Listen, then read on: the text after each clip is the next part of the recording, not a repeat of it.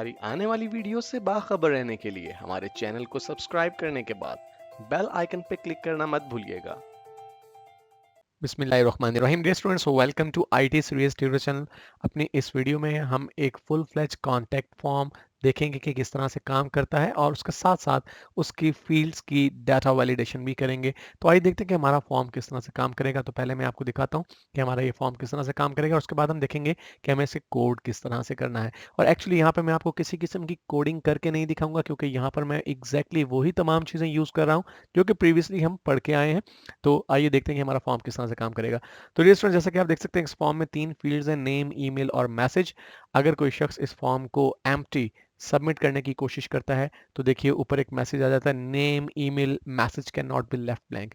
अगर कोई शख्स अपना नाम लिखता है लेट्स से और उसके बाद इसे सबमिट करने की कोशिश करता है तो भी हमें यही मैसेज नजर आता रहेगा। जब तक कि इनमें से कोई भी फील्ड खाली रहेगी हमें यही मैसेज नजर आता रहेगा, name email and message can not be left blank. लेकिन अगर किसी शख्स ने अपने नाम के साथ कोई नंबर टाइप कर दिया, फॉर एग्जांपल जैसे अब S25, और मैं सबमिट के बटन पर क्लिक करता हूँ, तो अब हमारे पास 2 एरर मैसेजेस आ रहे हैं कि name email message can not be left blank और name can contain only alphabets, यानी आप नाम में अल्फाबेट्स ही रख सकते हैं, नंबर्स शामिल नहीं कर सकते। इसके बाद मैं ईमेल एड्रेस में ईमेल टाइप करता हूं और जानबूझ के एक गलत ईमेल एड्रेस टाइप करता हूं, example.com, और मैं सबमिट के बटन पर क्लिक करता हूं। तो आप देखिए कि अब हमारे पास दूसरा एरर मैसेज ये आ रहा है कि it's not a valid email address. Okay, अब अगर मैं इस ईमेल एड्रेस को वैलिड कर देता हूं @ का साइन डाल के example.com, और साथ ही मैं अपने नाम को बहुत ही शॉर्ट कर देता हूं, लेट्स से जस्ट 2 कैरेक्टर्स पर मुश्तमिल ये नाम है, और सबमिट करने की कोशिश करता हूं, तो देखिए अब ईमेल का एरर हमें नहीं दिखाया जा रहा, हमें ये बताया जा रहा है कि नाम जो है वो 3 से 25 कैरेक्टर्स लॉन्ग होना चाहिए।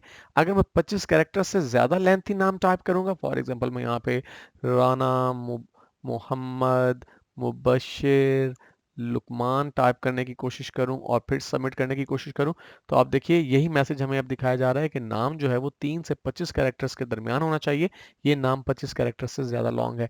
इसके बाद अगर मैं ये तीनों फील्ड्स एक्यूरेटली टाइप कर देता हूं, for example this is a test message, और मैं इस सबमिट के बटन पे क्लिक करूं, तो चूंकि इस वक्त हम लोकल होस्ट में मौजूद हैं तो ये फॉर्म किसी किस्म की प्रोसेसिंग नहीं करेगा। लेकिन मैं आपको ये दिखाना चाहता हूं कि मैंने इसी फॉर्म को, जो अभी हम जिसका कोड डिस्कस करने वाले हैं, मैंने एक होस्टिंग के ऊपर रख दिया है और वहां पर मैं आपको दिखाना चाहता हूं कि एक्चुअली ये फॉर्म किस तरह से काम करेगा। तो डियर स्टूडेंट्स, ये वही फॉर्म है जो अभी हम डिस्कस कर रहे थे लोकल होस्ट पे, लेकिन यहाँ पर हम इसे लाइव होस्टिंग के साथ यूज कर रहे हैं। तो मैं यहाँ पे कोई प्रॉपर नेम यूज करता हूँ, फॉर एग्जाम्पल रेहान अहमद, और ईमेल एड्रेस में मैं अपना ईमेल एड्रेस टाइप करता हूँ rehan@gmail.com, और मैसेज में मैं टाइप करता हूँ I want to contact you through phone, please provide me your cell number. ये मैसेज हो गया, और उसके बाद जब मैं सबमिट के इस बटन पे क्लिक करता हूँ तो आप देखिए हमें एक मैसेज दिखाया जा रहा है, ये request has been submitted successfully. और इस मैसेज के अपीयर होने के बाद अगर मैं अपनी वेब मेल को ओपन करूं और यहाँ पर देखूं तो देखिए new email from contact form, ये हमें लिखा हुआ नजर आ रहा है। ये बेसिकली हमारा सब्जेक्ट है ईमेल का, और फ्रॉम में हमें रेहान अहमद लिखा हुआ नजर आ रहा है।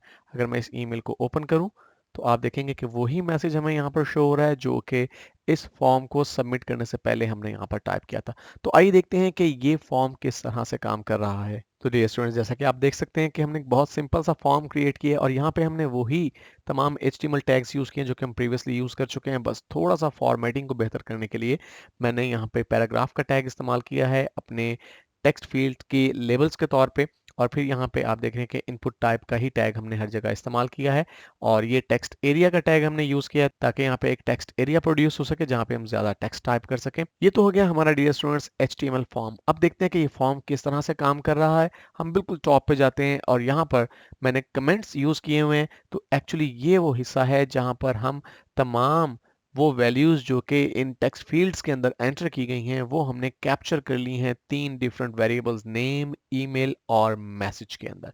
उसके बाद डियर स्टूडेंट्स, यहाँ पर हमने एक अरे क्रिएट किया, बिल्कुल उस तरह जैसा कि प्रीवियस वीडियो में हमने डिस्कस किया कि हम अपने तमाम एरर्स को एक अरे के अंदर स्टोर कर सकते हैं और फिर उन्हें डिस्प्ले करवा सकते हैं, और यहाँ से हमारा वैलिडेशन का प्रोसेस स्टार्ट हो रहा है। यहाँ पर आपको ये बात बताना चलूँ कि जब तक आपके इस फॉर्म में एक भी वैलिडेशन एरर रहेगा उस वक्त तक ये फॉर्म अपनी प्रोसेसिंग स्टार्ट नहीं करता। ये सिर्फ और सिर्फ उसी सूरत में ईमेल सेंड करेगा जब कोई वैलिडेशन एरर बाकी नहीं रहेगा। तो देखिए हमने यहाँ पर पहला वैलिडेशन रूल अप्लाई किया कि अगर हमारा नेम नामी वेरिएबल या ईमेल नामी वेरिएबल या मैसेज नामी वेरिएबल, इन तीनों में से कोई भी वेरिएबल एम्प्टी हो, तो यहाँ पर मैंने कंडीशन यूज किया if empty name is equal to true. यहाँ पर मैंने ट्रिपल इक्वल साइन का इस्तेमाल किया है। और यहाँ पर देखिए मैंने और ऑपरेटर का इस्तेमाल किया, क्योंकि तीनों में से कोई एक भी फील्ड अगर खाली होगी तो फिर हमारी एरर नामी अरे में ये मैसेज स्टोर हो जाएगा, name email message can not be left blank. इसके बाद स्टूडेंट्स मैंने दूसरी चीज यहाँ पे ये की है कि नेम को कैरेक्टर्स के लिए वैलिडेट किया है, यानी हमारी नेम की फील्ड के अंदर सिर्फ और सिर्फ कैरेक्टर्स टाइप किए जा सकें। इसके लिए भी हमने preg match फंक्शन का इस्तेमाल किया है। Dear students, preg match function बहुत से मकासद के लिए इस्तेमाल होता है। तो यहाँ पर देखिए हमने preg match का किस तरह से इस्तेमाल किया। अगर आप ये चाहते हो कि किसी स्पेसिफिक टेक्स्ट फील्ड के अंदर सिर्फ और सिर्फ अपर और lower cases A to Z इस्तेमाल किए जा सकें, तो उसका तरीका क्या होता है। जैसे प्रीवियसली हमने @ के सिंबल को यूज किया preg match के अंदर, यहाँ पर हम क्या कर रहे हैं, हमने डबल कोटेशन मार्क्स का एक पेयर लिया और इस डबल कोटेशन मार्क्स के पेयर के दरमियान हमने फॉरवर्ड स्लैशेस का इस्तेमाल किया और फिर फॉरवर्ड स्लैशेस के दरमियान कैरेट का साइन और फिर एंगल ब्रैकेट्स के दरमियान आपने बिल्कुल इसी तरह से लोअर केस AZ और upper case A to Z लिखने के बाद स्टैरिक डॉलर टाइप करना है। इसका मतलब ये होगा कि इस नेम नामी वेरिएबल के अंदर इनमें से कोई भी चीज एग्जिस्ट कर सकती है। अगर इसके अलावा कोई चीज एग्जिस्ट करेगी, क्योंकि हमने यहाँ पर कंडीशन लगाई इफ नॉट preg match, तो फिर एरर नामी अरे के अंदर ये मैसेज स्टोर हो जाएगा कि the name can contain only alphabets. उसके बाद यहाँ पर देखिए हमने जब लेंथ को वैलिडेट किया, अब हम ये चाहते हैं कि जो नेम है वो 3 कैरेक्टर से छोटा ना हो और 25 कैरेक्टर से ज्यादा ना हो। तो यहाँ पर मैंने 2 मरतबा इफ का इस्तेमाल किया।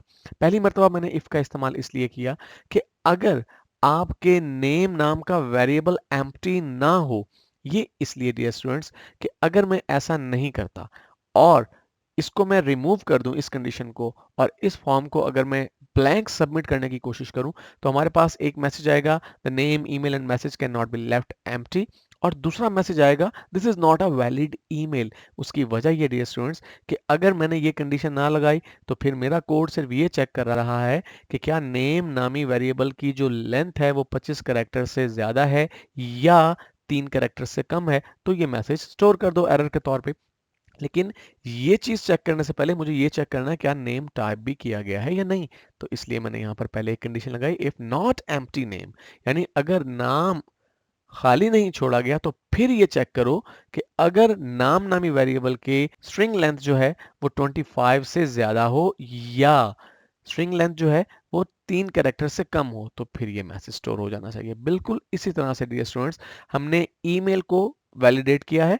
इसमें भी पहले हमने ये चेक किया है कि क्या ईमेल टाइप किया गया है। इसके लिए हमने कंडीशन इंपोज की इफ नॉट एम्प्टी ईमेल, कि अगर ईमेल नामी फील्ड खाली ना हो तो फिर ये चेक करो कि क्या ईमेल जो है वो एक वैलिड ईमेल है। इसके लिए हमने वही preg match फंक्शन यूज किया जो कि हम प्रीवियस वीडियो में यूज कर चुके हैं। अब यहाँ तक डियर स्टूडेंट्स आपकी वैलिडेशन के जो तमाम के तमाम मैसेजेस हैं, जो भी हमारी वैलिडेशंस वायलेट हुई होंगी, वो बेसिकली स्टोर हो जाएंगी एरर नाम के अरे के अंदर। और उसके बाद जैसा कि मैंने प्रीवियस आपके साथ डिस्कस किया प्रीवियस वीडियो के अंदर कि इस तरह से हम फॉर ईच का इस्तेमाल करके एक बेहतर तरीके से यूजर फ्रेंडली वे के अंदर इन एरर्स को डिस्प्ले करवा सकते हैं।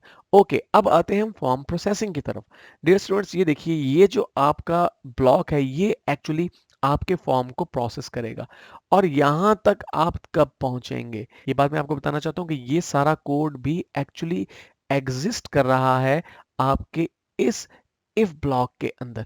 यानी अगर ये चीजें सेट की गई होंगी और ये सारी वैलिडेशन चेक की जा चुकी होंगी, उसके बाद डियर स्टूडेंट्स हम ये चेक करेंगे कि अगर हमारी एरर नाम की अरे एम्प्टी है, अगर एरर अरे खाली है, इसका मतलब है कि कोई वैलिडेशन एरर मौजूद नहीं है, फिर हमारा जो प्रोसेसिंग है वो स्टार्ट होनी चाहिए। और इसके लिए डियर स्टूडेंट्स एक्चुअली हम एक फंक्शन यूज करते हैं मेल का function. Mail function email send करने के लिए इस्तेमाल किया जाता है और इस फंक्शन के 4 आर्गुमेंट्स होते हैं। पहला आर्गुमेंट मेल टू, इसमें आपने वो एड्रेस देना होता है जिस एड्रेस के ऊपर आप ईमेल भेजना चाहते हैं। दूसरा जो आर्गुमेंट है वो सब्जेक्ट, तीसरा आर्गुमेंट वो मैसेज होगा और चौथा आर्गुमेंट जो है वो हेडर के लिए इस्तेमाल किया जाएगा। अब यहाँ पर देखिए कि मैंने ये 4 वेरिएबल सेट कर दिए। मेल टू के अंदर मैंने ईमेल एड्रेस टाइप कर दिया info@itseriestudio.com। डेफिनेटली एक डमी एड्रेस है। जब मैं इस्तेमाल कर रहा था इसी फॉर्म को वेब सर्वर पर, तो वहाँ पर मैंने एक डिफरेंट ईमेल एड्रेस यूज़ किया था। और ये बात बताना चलूँ कि आपने यहाँ पर जो ईमेल एड्रेस यूज़ करना है वो वेब बेस्ड ईमेल होना चाहिए। आप जीमेल का इस्तेमाल नहीं कर सकते।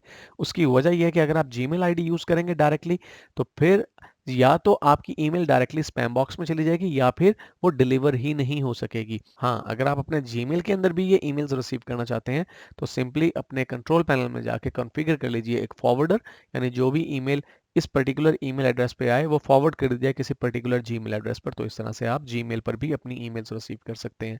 उसके बाद हेडर के अंदर आपने ये बताया कि ये ईमेल किसकी तरफ से रिसीव हुई है। ये टेक्स्ट सिंपली टाइप किया हमने और साथ कॉन्कैटिनेट कर दिया वो नेम नामी वेरिएबल जिसमें के भेजने वाले का नाम शामिल है। सब्जेक्ट में वो सब्जेक्ट है जो कि हमें ईमेल के साथ दिखाई दे रहा था, और टेक्स्ट एक्चुअली ये वो मैसेज है जो कि आपको ईमेल के अंदर मौसूल होगा, और उसके साथ मैं कॉन्कैटिनेट कर रहा हूँ भेजने वाले का नाम और फिर 2 लाइन्स खाली छोड़ने के बाद वो मैसेज जो कि यूजर ने इस टेक्स्ट बॉक्स में टाइप किया है। और ये स्टूडेंट्स मेल फंक्शन के फौरन बाद मैंने हेडर फंक्शन का इस्तेमाल करके रीडायरेक्ट कर दिया है success.html पेज के ऊपर। यानी अगर हमारा फॉर्म सक्सेसफुली सबमिट हो जाएगा तो हमें रीडायरेक्ट कर दिया जाएगा success.html पेज पे, जहाँ पे आपको सक्सेस मैसेज दिखाई देता है। तो डियर स्टूडेंट्स, आपने देखा कि किस तरह से आपका कॉन्टैक्ट फॉर्म काम करता है और किस तरह से आप वैलिडेशन रूल्स को इम्प्लीमेंट करते हैं, और आपका फॉर्म सिर्फ और सिर्फ तभी प्रोसेसिंग स्टार्ट करे जब आपके तमाम वैलिडेशन रूल्स फॉलो किए जा रहे हों।